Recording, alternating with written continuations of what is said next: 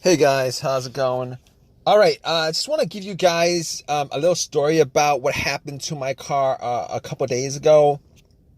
So basically, what happened was the car was driving fine all day without any kind of issue, uh, and I went to Walmart, parked it there, got something, came back, and out of nowhere, it wouldn't crank. So no crank, no start issue that I had. So basically, everything on the dash worked fine. Everything in the car worked fine. There was absolutely no issues at all. The remote worked fine. Was able to get into the car. Radio was blasting. Radio was on. Everything. All right. So basically, I was thinking to myself, probably the battery was the issue. So what I did was I turned on the headlights, went out and checked out the beam, just to give me a gauge on how bright the headlights were.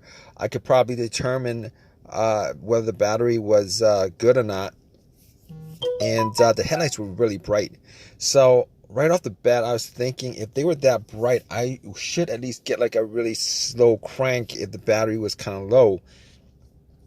Regardless, I had to check out where the battery was. I went and checked out where the battery was just to make sure that all the terminals were clean and they were tight. And I noticed that the terminals were a little bit corroded. There was some white bluish stuff on there. So what I did was I took out a bottle of Coke, poured it on the terminals, and was trying to clean it with some paper towels, and was able to clean it pretty good. Now the terminals weren't super tight. I was able to wiggle it out, but they were snug in there, so I knew that it probably wasn't the terminal being loose that was causing the issue. And then after I cleaned it up, popped it back on, and tried to start the car, it did the same thing. It wouldn't crank, it wouldn't start, but everything else seemed to be working all right. So at that point I was thinking to myself, all right, maybe it could be a weak ground wire. If you guys don't know what where the ground wire is, the main ground wire is pretty much the negative terminal, and most of the time it connects to the frame of your car. So I checked it just to make sure there was no corrosion, that it wasn't split or anything like that. There was no issues with it. So what I did after that was I had a battery pack that I bought a couple of months ago, because I had the same situation where I swapped out the battery. I was hoping that it was the battery, even though I swapped it out, considering I could actually just swap it out, at Walmart. So I actually put the battery pack on there. It was at 100%. Try to start it, and still wouldn't start. So at that point, I knew it was probably not the battery. And even though, I didn't think it was the alternator, I could probably just at that point rule out the alternator, because if it was the alternator, the car would have at least slow cranked, or I would have been able to start it. And then once I took the battery pack off, it would have just died out. So at that point, I was able to rule out a bunch of stuff. I was able to rule out the battery, the ground cable, and the alternator, even though that probably wouldn't have caused the issue. So after going through that, I was thinking to myself, could it be something, could it be the car's computer ECU? Because I did see a check engine light on my dash, and that check engine light was there. It's been there for a while, and I believe it was for a O2 sensor issue.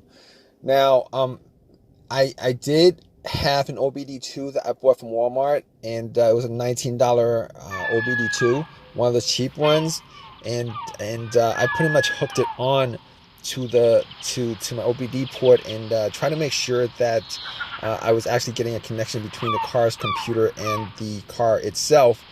It did scan all the way through. Now, I'm pretty sure that that the OBD2 wouldn't actually pick up anything that would cause a no crank, no start situation for the most part, except if if if if the car's ECU, the car's computer was, for some reason separated from the car, for what reason couldn't communicate with the car. But anyway, regardless, I actually plugged it in. It scanned all the way through. Only code that popped up was the aux02 sensor code, and at that point, I was pretty sure that it wasn't anything to do with the car's computer, any codes that would cause it, and I actually had to move on to I had to move on to some other troubleshooting outside of that, because that wasn't causing the issue.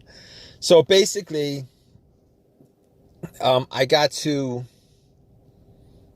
a couple of things, which were the fuses and the relays, which were highly capable of causing a situation like this. And got to the fuses, checked out all the fuses, just to make sure that none of them were blown. And I was actually looking at them. Now, I didn't have a fuse tester on me. I didn't think it was the fuses. Now, the two situations that I've had where fuse would cause a situation like that, one of those situations was a Honda that I had where the main fuse blew, and I was getting no power throughout the whole entire car. The main fuse was the fuse that connected the battery to the fuse box itself. And that was the previous situation that I have, and I'm pretty sure that wasn't the same situation that I had, so I could rule that out, because I was getting power to everything except it wouldn't start. Now, the other situation I had pertaining to a fuse that caused a no start situation was actually a crank no start situation, and I think one of the fuses actually blew. Then that fuse was connected to the ECU or the fuel pump. And I remember once I changed out that fuse, the car would crank, but it wouldn't stop. Once I changed out that fuse, it was able to start up. So I could rule out those two situations as being, related to a fuse issue that would cause this situation that I had.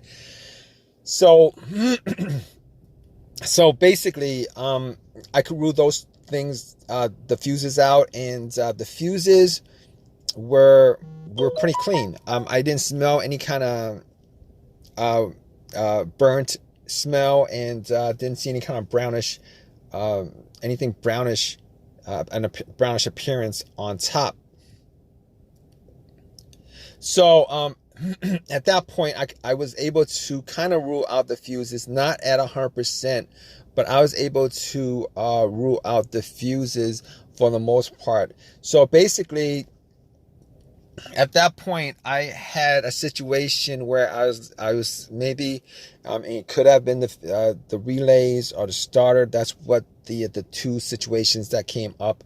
But I didn't think it was the starter, because I did switch out the starter about, I would say I switched out the starter about a year and a half ago, and that was, it seemed like it was a starter issue, but I didn't really want it to be a starter issue, considering I only put maybe like 20,000 miles on my car, and I think they should last a lot longer than that. But anyway, before I even went there, I looked at the relays, just to see whether they had issues or not. Now, I couldn't make out whether the relays had issues, but I did get to the starter relay. I pulled it out. It looked like it was a bit dirty or whatever, but I had some rubbing alcohol, put it on some paper towel, and wiped the connectors, put it back in, try to start it. It really didn't do anything. Didn't change up the situation. So I was thinking, it was a weird situation because it would click every time I would try to start the car. It would click, but it wouldn't crank at all. Normally when it clicks, it normally means that the relay is working, because that's what the relays do when there's electricity going through, that it clicks to connect the connection, to whatever it's relaying the electricity to. But regardless of that, I actually had another relay that I was able to swap out with that, and I actually was looking for another relay with the same, with this a similar relay in the box, and I was actually able to find one. And what I did was I took the that relay out, and I swapped it with that with the other relay, and I went back and tried to start it, and guess what? Bam! It started up. It worked without a problem. And at that point, I knew that it was the relay that was the problem. All right. So it was a pretty easy fix. I drove to AutoZone, which was within that whole shopping center. Swapped out the relay, and that was like 3 days ago. Haven't had a situation since. I've been driving the car, turning it on, off, for 3 days. Haven't had that situation at all.